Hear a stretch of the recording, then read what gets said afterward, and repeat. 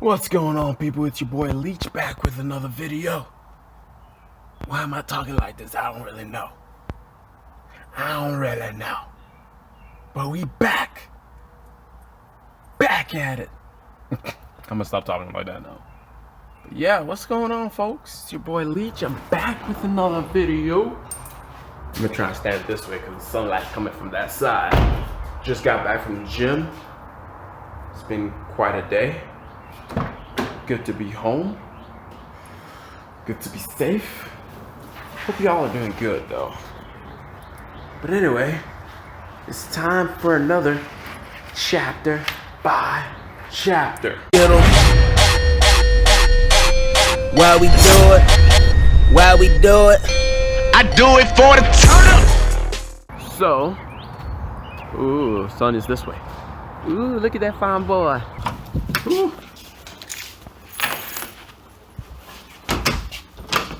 Jeez, let's get some light in this thing. Whew, that's much better. Finally, last week we talked about Genesis chapter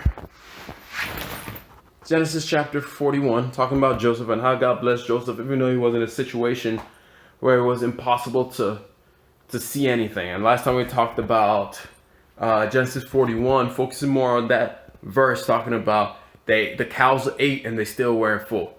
But and y'all should read the rest of that. There's a whole lot in that. There's a lot of meat in that. This time around, we're in Genesis 42, still on the story of Joseph. This time around, we have like a, you know how in movies where they have like, they'll bring a scene on picture and they'll say Morocco. And they'll write at the bottom of the screen, Morocco, and it puts like a date or something. So in this time, we flash back to where Jacob is and his family, and we see like there's a massive, so now it's fast forwarded a good bit, probably it's fast forwarded 7 years down the line.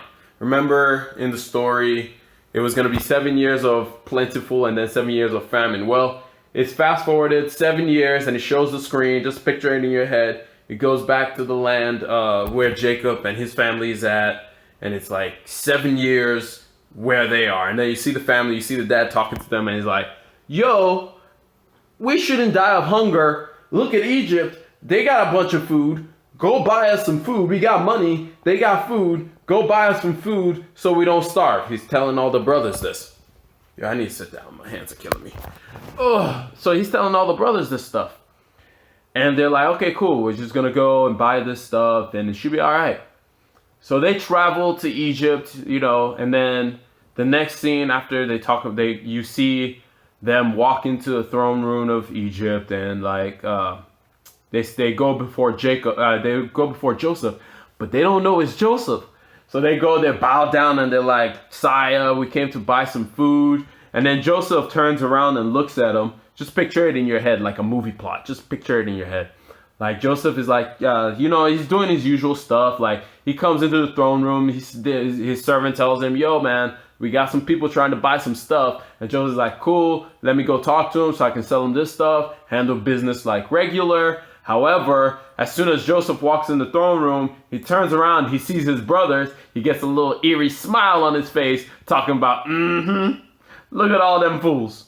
Look at all them boys. And they don't recognize him because, he's all the way dressed up in something. They don't see him as that.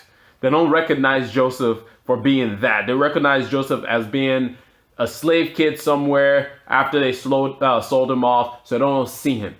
And that's where I want to focus in on before we go further into this.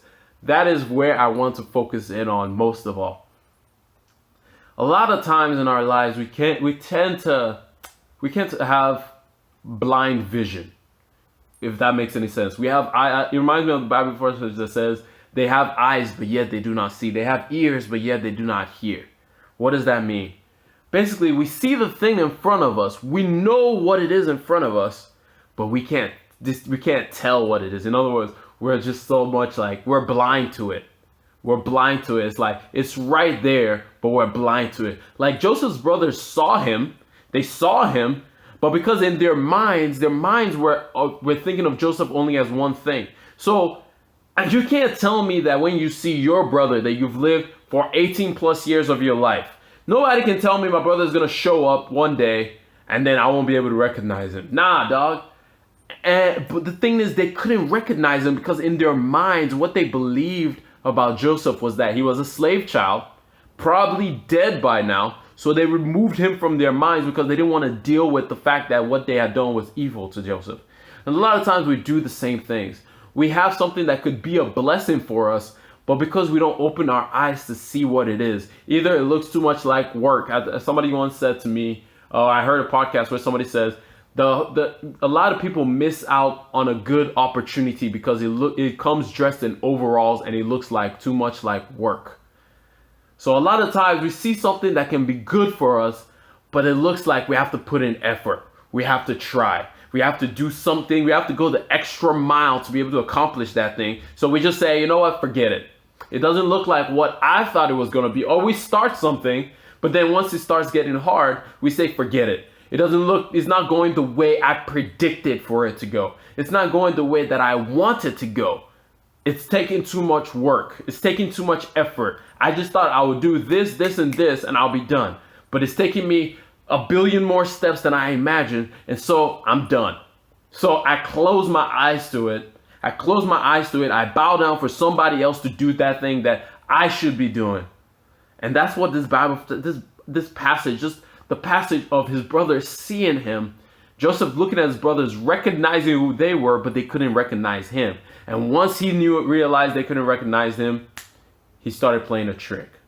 And that's what happens. Once we don't recognize the things that we have in front of us, once we don't recognize the things that are available to us, the things that are within us, once we see it and we're like, it doesn't look like what I expected to, we miss out on blessings. We miss out on opportunities. We miss out on new doors. Other people get blessed where we should have been blessed because we close our eyes, because we have blind sight, because we choose not to see things not as they currently are, but as they are to be.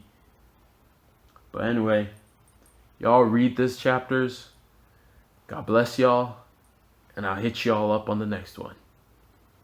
Peace. And God bless. Deuces. Oh, wait. One other thing before we close this thing out. So I just started a new gig. And I'm not sure if I'm going to be able to do Monday videos anymore. Hopefully I can. But if I can't, we'll make it work somehow. Hopefully I can be doing it on Tuesdays. And we just try and make this thing work, man. But yeah, God bless y'all, and I'm nearly out for this time.